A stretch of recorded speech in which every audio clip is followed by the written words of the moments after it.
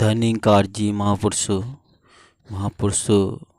आज की बहुत सुंदर साखी, बहुत ही सुंदर भावनाओं का विषय है। आज जानेंगे कि भक्ति का आधार क्या है और लेंगे निरंकार परमपिता से रहमते। तो दास निवेदन कर रहा है कि अगर आपने अभी तक चैनल को सब्सक्राइब नहीं किया है तो संदेश निरंकारी का चैनल को सब्सक्राइब कर दीजिए और बेल आइकन भी प्रेस कर दीजिए। महापुरुषों सृष्टि की रचना अद्भुत है। इस रचना में 84 लाख योनियों में मानव सर्वोत्कृष्ट रचना है। मानव योनि के अतिरिक्त अन्य योनियां भोग योनियां हैं। विवेक बुद्धि केवल मानव योनि में परमात्मा द्वारा प्रदत्त अनुपम उपहार है।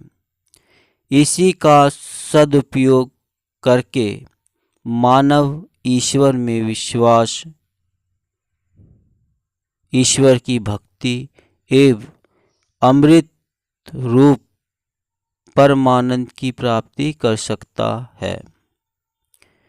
विवेक जागृत करने हेतु परमात्मा ने अपने विधान में यह व्यवस्था कर रखी है। प्रभु की कृपा के बिना सभी साधन उपलब्ध होते हुए भी मानव स्वयं कुछ भी नहीं कर सकता। ग्रंथों का यह अकाट्युट प्रमाण है कि गुरु बिन भव निधि तरई इन कोड जो विरंची शंकर सम हुई। परमात्मा ने इस भटकते हुए मानव को गुरु रूप धारण करके रास्ता दिखाया है। इस गुरु रूप को ही हम अवतारी पुरुष, पैगंबर, सतगुरु अनेक नामों से पुकारते हैं। महापुरुषों मानव के भटकने का समय उसके जन्म से ही होता है। कहा गया है कि भूमि परत पार डाबर पानी, जनु जिह्वी माया लिपटानी। सो माया बस भऊ गोसाई, बंधु कीर मरकट की नाई। परमात्मा से विमुख होकर यह मानव जीवन पर्यंत परमात्मा की रचना माया में लिप्त होकर पुनरुपि मरण, पुनरुपि जन्म के काल चक्र में फंसकर जमता मरता दुसह दुख झेलने का विवश रहता है। महापुरुषों इस समस्या का निदान जैसा कि शास्त्रों में वर्णित है सतगुरु की प्राप्ति है। सतगुरु की प्राप्ति का अर्थ है कि विरह के दुख के अपार सागर में डूबते हुए जीव को हाथ पकड़ कर बचा लेना। सतगुरु स्वयं ब्रह्मा के साकार रूप है। यह अपने स्वरूप का बोध कराकर मानव की जन्मों जन्मों की अज्ञानता को मिटा देता है। यहीं से मानव के हृदय में प्रेम का सागर लहराने लगता है। ऐसा इसलिए संभव हो पाता है क्योंकि जीवात्मा को अपने स्वरूप का बोध हो जाने पर सतगुरु के प्रति दृढ़ विश्वास उत्पन्न हो जाता है। इसी दृढ़ विश्वास से श्रद्धा एवं आस्था का जन्म होता है। श्रद्धा एवं आस्था से ही गुरु के प्रति समर्पण की भावना उत्पन्न होती है, जो भक्ति का वास्तविक स्वरूप है। भक्ति किसी क्रिया का नाम नहीं है। इस बात की पुष्टि के लिए हम चलते हैं उस ओर जहाँ द्वापर युग में शिष्य रूप में अर्जुन के पूछने पर गुरु रूप में भगवान श्री कृष्ण जी महाराज ने यह समझाया कि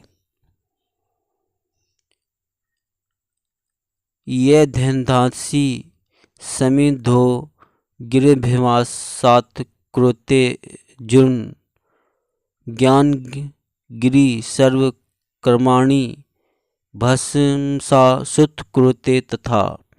श्री भगवत गीता 4:37।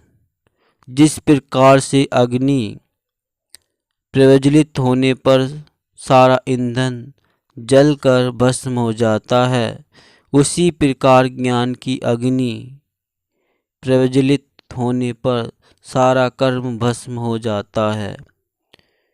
पुनः यह प्रश्न करने पर ज्ञानी पुरुष की भक्ति का स्वरूप कैसा होगा? महापुरुषों, भगवान श्री कृष्ण ने कहा कि तत्व को जानने वाला सांख्य योगी तो देखता हुआ, सुनता हुआ, स्पर्श करता हुआ, सूंघता हुआ, भोजन करता हुआ, गमन करता हुआ, सोता हुआ, श्वास लेता हुआ, बोलता हुआ, त्यागता हुआ, ग्रहण करता हुआ तथा आँखों को खोलता हुआ और मूंदता हुआ भी सब इंद्रियां अपने अपने अर्थों में बरत रही है। इस प्रकार समझकर ऐसा माने कि मैं कुछ भी नहीं करता हूँ। यही संदेश वर्तमान सद्गुरु माता सुदीक्षा हरदेव जी महाराज के माध्यम से दिया जा रहा है। महापुरुषों, भक्ति का उपरोक्त वर्णित स्वरूप ही भक्ति को उस मंजिल की ओर ले जाता है। तो जीवन का लक्ष्य है सतगुरु में पूर्ण विश्वास स्थापित होने के उपरांत ही वह समत्व सृष्टि प्राप्त हो जाती है, जिससे प्रत्येक व्यक्ति, वस्तु एवं अर्थात जड़ चेतन में इस निराकार परमात्मा को देखने की दृष्टि प्राप्त हो जाती है। महापुरुषों, परिणाम स्वरूप आनंद का अनुभव होने लगता है। इसे हम इस प्रकार भी समझ सकते हैं कि परमात्मा सच्चिदानंद स्वरूप है। सच्चिदानंद स्वरूप भक्त के स्वरूप से पृथक नहीं है, क्योंकि भक्त के पास चित्त है, परमात्म सत्य है। सत्य का कोई स्थूल आकार नहीं है। यह बिल्कुल उस श्याम पट्ट की तरह है जिस पर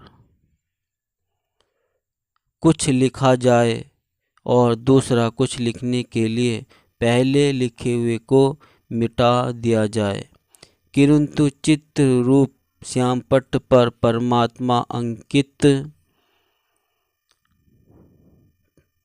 हो जाए तो इसे मिटाया नहीं जा सकता। चित्त से सत्य का संयोग ही सच्चिदानंद अर्थात परमानंद की स्थिति अर्थात अविस्मरणीय आनंद की स्थिति है। यह आनंद हमें दंड भक्ति से प्राप्त होती है।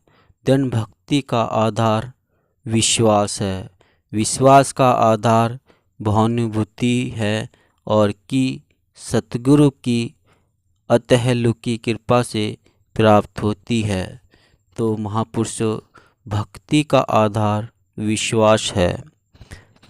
हमें अगर भक्ति पर विश्वास है तो हमारी भक्ति पूर्ण है और उसका फल भी हमें जरूर मिलता है। तो महापुरुषों, दास निवेदन कर रहा है कि अगर आपने अभी तक चैनल को सब्सक्राइब नहीं किया है तो संदेश निरंकारी का चैनल को सब्सक्राइब कर दीजिए और बेल आइकन भी प्रेस कर दीजिए। दास मनीष फिर मिलता हूँ एक और अगली वीडियो में। तब तक के लिए आपके चरणों में शीश रखकर दास का आप कोटि कोटि धन्यवाद।